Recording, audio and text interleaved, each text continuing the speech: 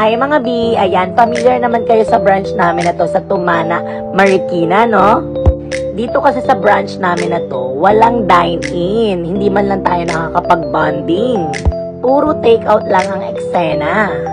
Pero syempre, hindi naman kami papayag ng ganun-ganun lang.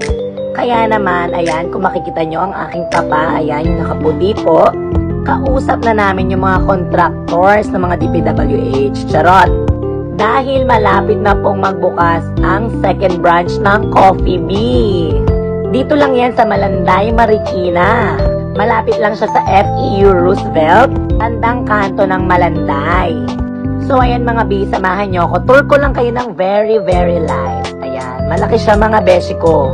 Kaya naman makakapag-banding tayo dyan with aircon mga besh. Asahan nyo meron tayo dyan coffee, frappuccino, milk tea, fruity and soda. At meron na ring rice meal. See you mga B!